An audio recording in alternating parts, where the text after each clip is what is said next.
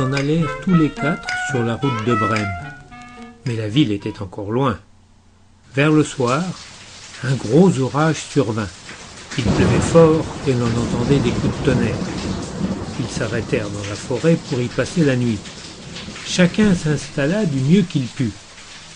L'âne et le chien se mirent sous un grand arbre, ce qui pourtant n'est pas recommandé en cas d'orage. Le chat et le coq grimpèrent dans l'arbre, et même le coq prit son envol pour aller se percher tout en haut, où il se trouverait plus en sûreté, mais serait tout mouillé.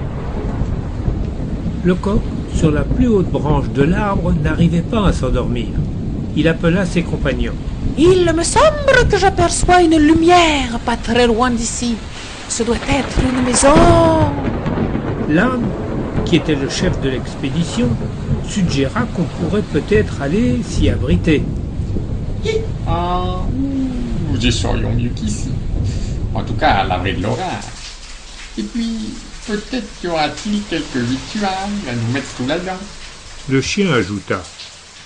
En effet, quelques os avec un peu de viande ne me déplairaient pas.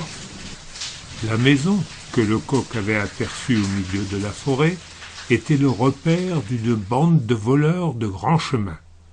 Ce soir-là, ils festoyaient joyeusement, et nous quatre compagnons, dissimulés dans l'ombre du jardin, regardaient avec envie la salle toute illuminée et la table richement servie.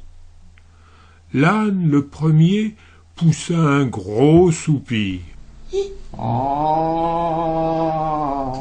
Je n'ai rien mangé depuis hier soir.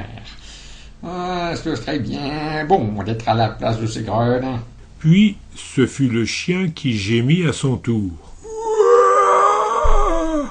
Oh, si je pouvais seulement ranger l'os de ce gigot que je vois au milieu de la table. Mignonne. Moi, bien sûr, je mignonnerais de plaisir si on me donnait un peu de cette crème qui est dans la jatte, là, sur le coin du buffet. Le coq était moins affamé, mais tout de même.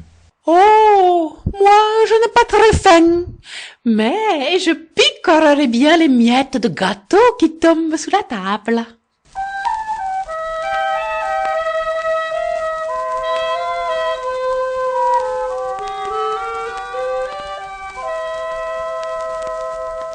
Les quatre amis se consultèrent pour voir comment ils pourraient bien prendre la place des bandits autour de cette table si bien garnie.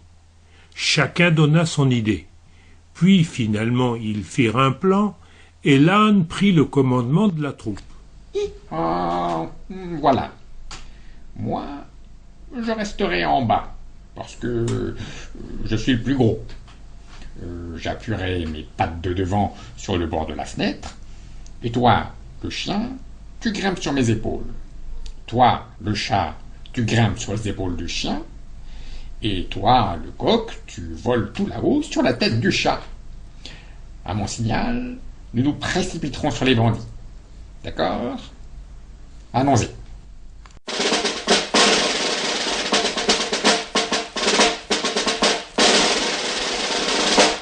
Ils se dressèrent ainsi tous les quatre contre la fenêtre.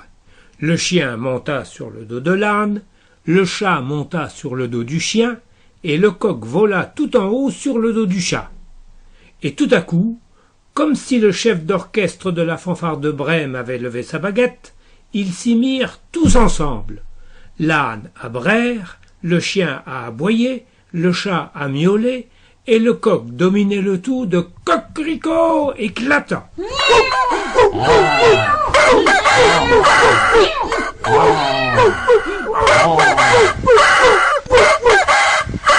Puis, ils se précipitèrent à l'intérieur en enfonçant les vitres de la fenêtre qui volèrent en éclats. Les bandits, effrayés par tout ce tintamarre, s'enfuirent à toutes jambes dans la forêt très loin de la maison.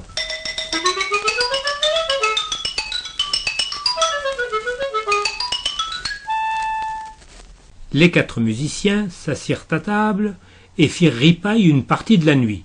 Puis, après avoir bien mangé et bien bu, Ils furent pris par le sommeil. Ils éteignirent toutes les lumières et chacun s'installa pour passer la nuit. L'âne se coucha dehors sur le fumier, le chien derrière la porte, le chat près de la cendre chaude de la cheminée, et le coq allait se percher sur le toit.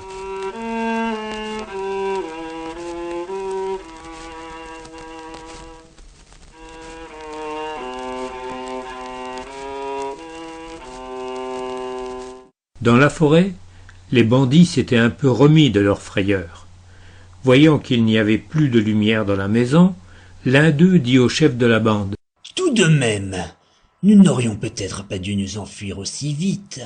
Si vous permettez, chef, je vais aller voir ce qui se passe. Attendez-moi tous ici. » Le bandit avança prudemment vers la maison. Il entra par la cuisine pour chercher une bougie. Il vit 2 braises dans la cheminée qui étaient en fait les yeux du chat.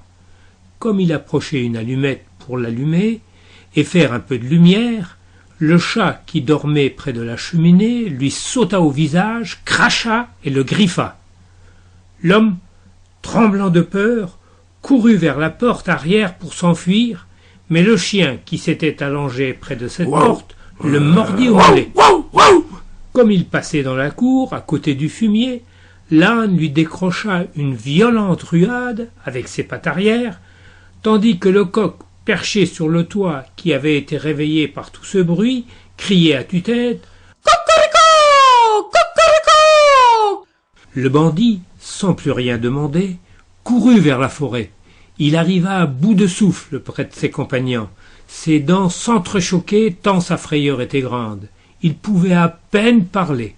« Dans la maison, il y a une horrible sorcière. Elle m'a soufflé son venin et m'a griffé la figure avec ses doigts, ses longs doigts crochus. Devant la porte, il y a un homme avec un couteau qui m'en a donné un coup au mollet. Dans la cour se tient un monstre noir qui m'a assommé d'un coup de massue. Et tout en haut sur le toit, il y a le juge qui crie « Ah, le coquin! Ah, le coquin! Arrêtez-le! Arrêtez-le !» Je ne sais pas encore comment j'ai pu leur échapper.